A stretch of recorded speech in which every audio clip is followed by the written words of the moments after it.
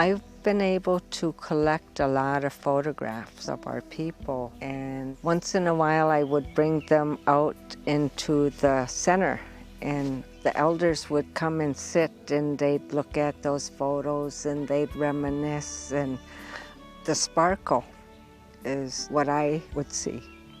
The joy in looking at those old pictures and remembering how it used to be. I always like to see that. It was a happy time. A lot of it was happy times for them, but then there were also sadness too. I always kind of seen our tribe as being what I jokingly call the low man on the totem pole, because other tribes have so many things going for them, and our tribe always kind of seems to be last. But we are trying very hard to retain the things and the gifts that were given to us by the Creator.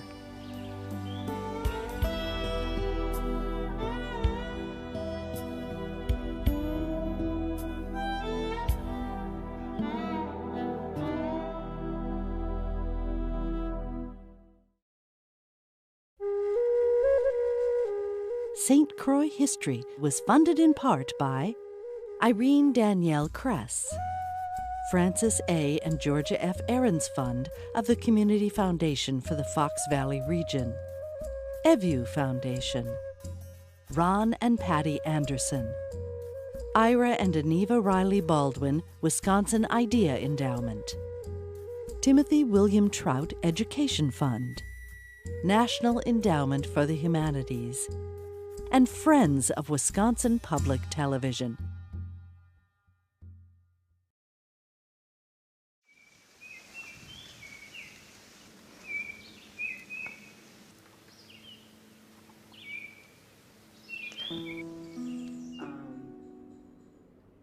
Versus Ojibwe. Oh, yeah. And my name is Wanda McFaggen. My Indian name is Bidavanukwe, and that translates to daybreak woman. I come from the Sand Lake community of St. Croix, Metawingad and Dunjaba, my community. I'm from the McGeezy clan. My name is Mitchell Sarge, and that's my government name. Ogwiji and Nini addition to Kaz, Metawingad and Dunjaba, Ojibwe and Wabaje Shadu Dam. I come from the St. Croix Chippewa Indians of Wisconsin band, and I work under the education department as a culture coordinator. And my traditional name is Bugwiji Nini. That was given to me when I was still a child. I can't recall having the ceremony, but we don't decide them, you know. It's the money dues, the spirits that give us these names.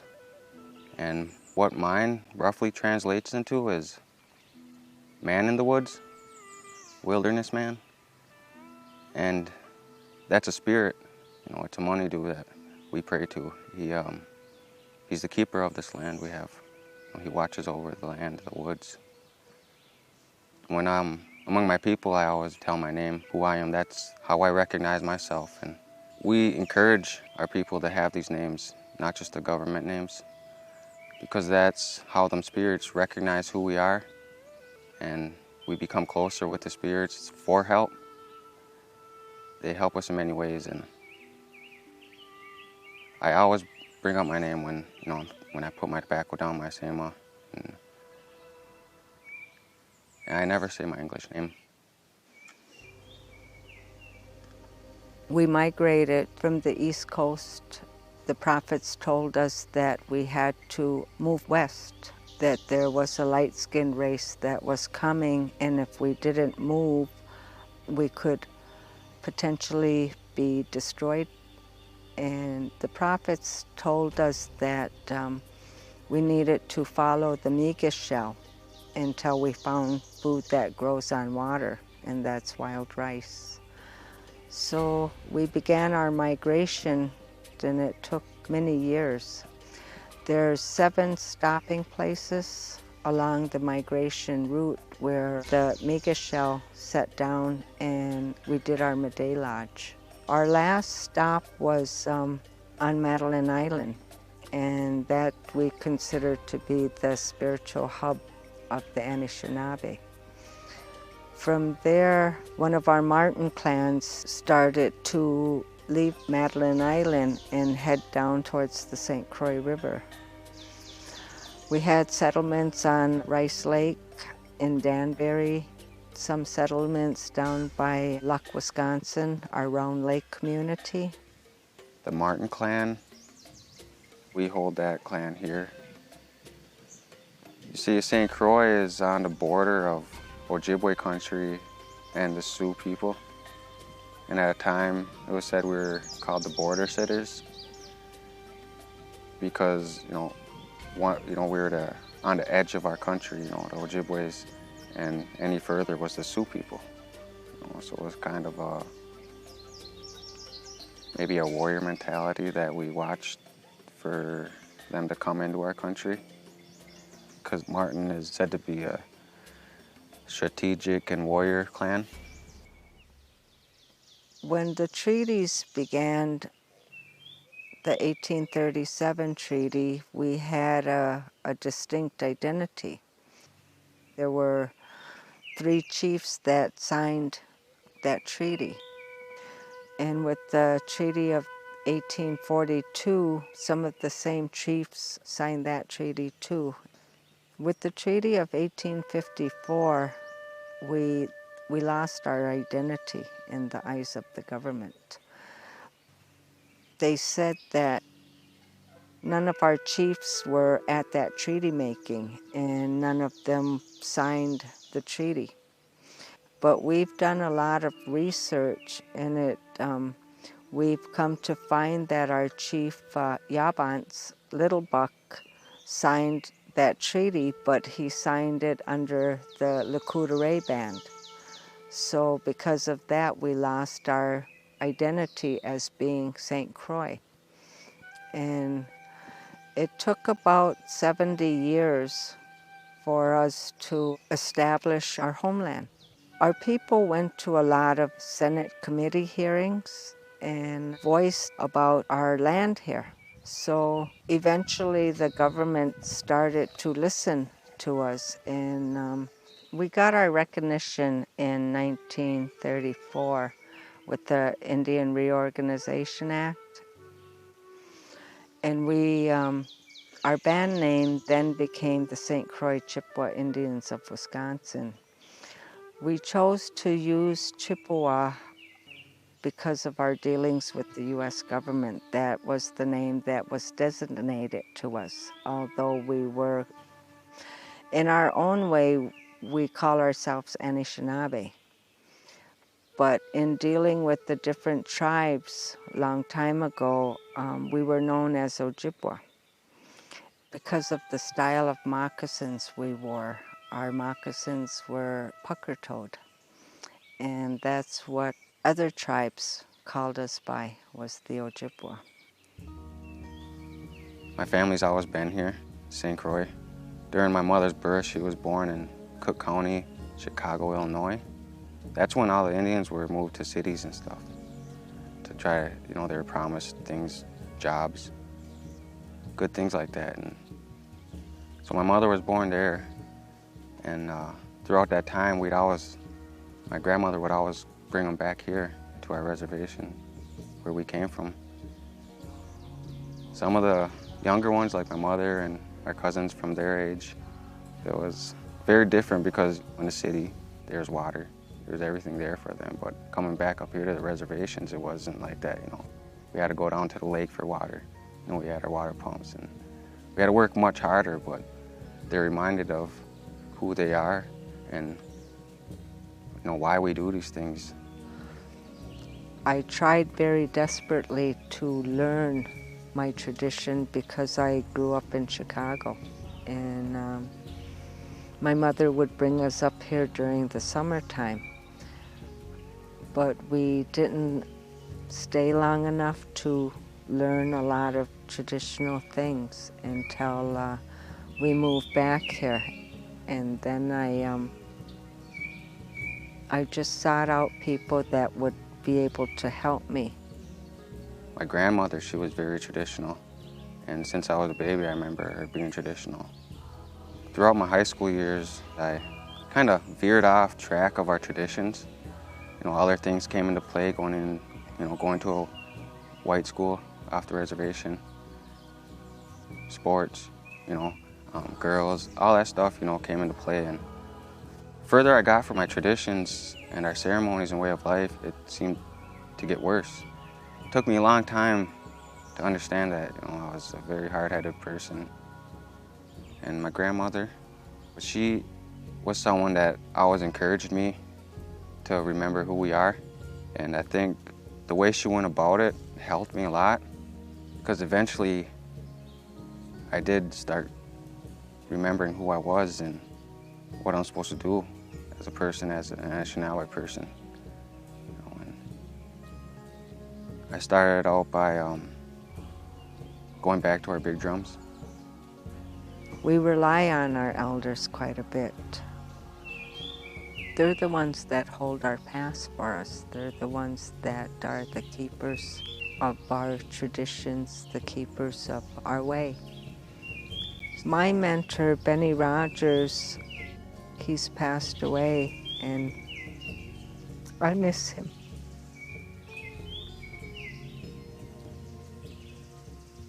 He would tell me a lot of different things, that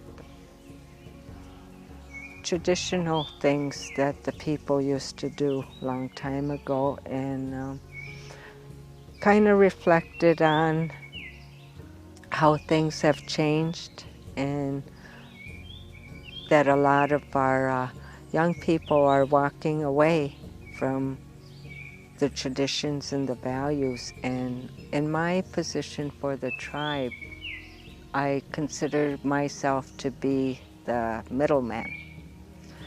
I've learned a lot of things from the elders, and it's my responsibility to pass that on to the children. These past 5 years or so, a lot of elders have passed that. New songs, new language, and at the same time, among our young people, they've been lost, sort of. They release into drugs and alcohol. It's been running pretty rampant on our reservation. Overdoses are going crazy. That's a topic we've been talking about a lot, is these younger people and their troubles. How we can kind of stop it and guide them on their path, find what they're passionate about. There's the AODA department recovery program that I work with also, and they wanted me to be there because I'm still young, somewhat. They think I can relate to a lot of younger generations coming up. They want them younger generations to see that you don't need to be an elder to know these things and do these things. I can recall some things that pushed me towards our traditional ways. One was my grandmother. She got pretty sick. And whenever someone's sick, we usually have feasts and pray for them. And it scared me.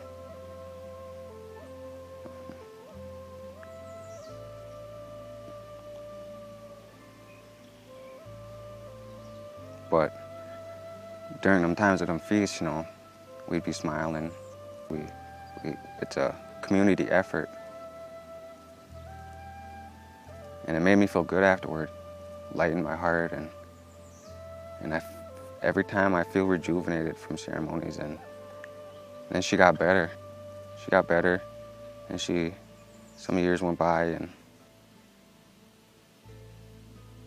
I eventually got put on the big drum as a member. And my grandmother would always tell me, well, that's the best thing you could do for your people. We are a big drum society, and that drum was given to us by the Sioux people, the Lakota people. And it traveled all through this area, and they say that how that drum came to be was because soldiers were killing the Lakota people, and a lady went into the water and hid from the soldiers. And while she was there, the spirits talked to her and told her how to make this peace drum. We're told that as long as that drum sounds, that we will live in peace. We have that for our spirituality. We also have the Medewan Lodge. I'm second degree Mede. There's not too much I can say about that. I can share with my family what goes on with Medewan, but that's all. That's how our ceremonies work, you know, we keep them secret. And I'm always wary about how to speak on our ceremonies. You know, it's a sacred thing, it's a spiritual thing, so some things we can't talk about. You know, and, a lot of things we can't talk about. So I only go so in depth about them. No, I don't want something to happen to me because of it. We're taught that we always are supposed to carry our tobacco. And when we see an eagle, we can put our tobacco down. We can pray for good things. We can pray for the ones that are suffering in our family. And the eagle will take those prayers up to the Creator for us, because He's the only one that can go up that high. So we're told that He's our messenger. And anytime we see an eagle, we put our tobacco down. Anytime we gather anything, we put our tobacco down. Anything that we take from a key, Mother Earth here, we are supposed to offer our tobacco. At times it feels like a heavy load, but that's when I pray, you know, I put my tobacco down, and it helps a lot. A lot of ways are forgotten. People forget these things, how ceremonies go, because they don't go enough, or they really don't go at all. See, when we're at our big drum, there's a speaker that prays for everyone there, you know, and when we're there, you know, them spirits are with us. The drum is spread out across a lot of Ojibwe bands. One thing I want to do is go to other drums, and I have been doing that, and it was a great time, you know, it was a great experience. The first time I went beyond my own community's drum, and it opened my eyes to how much other people want to carry on these things. When I travel to these other drums, you know, I can help sit at that drum, sing, gain knowledge in these legends, because through ceremonies, they say there's elders or people there that know things. You should say them, you know, these legends of our people. And through that, they get passed down in a sacred way, in a respectful way. Through my job, I want to help navigate some of these younger ones with troubles to our ceremonies. I want them to understand that it can help them throughout their whole life. I don't think I've ever attended a feast or a ceremonial gathering that you always see rice. People bring rice all the time. When you hurt the environment, you also hurt the earth. And our people have always relied on the earth for our food, for our medicines, everything. This lake here is a good example of that. It used to be abundant with wild rice. My family riced this lake all the time. but I'm not quite sure who thought of the idea to put carp in this lake to combat another invasive species of this lake, and the carp overran the lake and damaged all of the rice. So the rice is all gone here. My cousin and I became very concerned about our rice here. And so we went from tribe to tribe with tobacco and gifts. We started at Mille Lacs, we went to Fond du Lac, and just kind of made a big circle. And we went and talked to all of the spiritual people. We didn't know some of them, but we would go in the community and ask who the spiritual people were. So we talked with all of them, and we asked them to come, come and hold lodge with us here. Come and help us. Pray for our rice. So they came. We held lodge for 4 years in a row. They would come all the time and help us pray.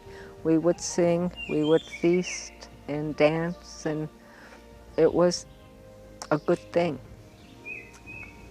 We used that part, but we also used the western part because our EPA department during that same time was working with the county here to remove a lot of the carp.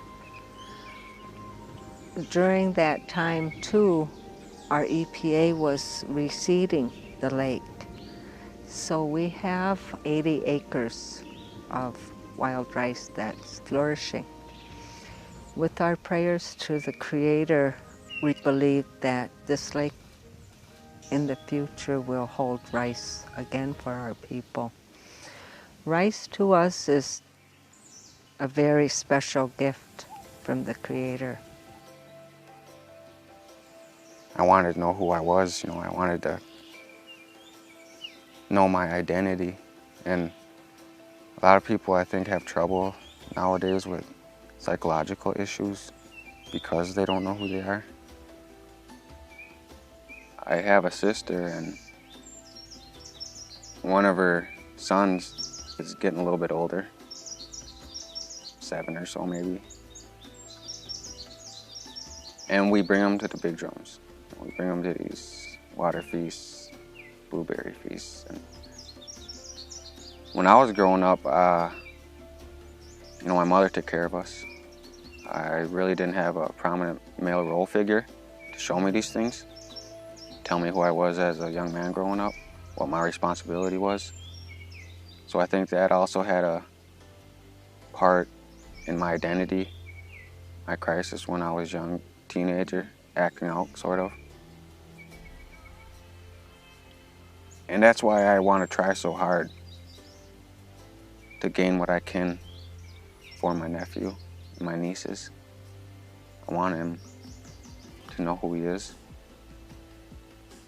I want him to help out our people and carry on these things, because if he doesn't, who will? Papers, documents, and I want him to understand why we do these things. He's very perceptive toward it.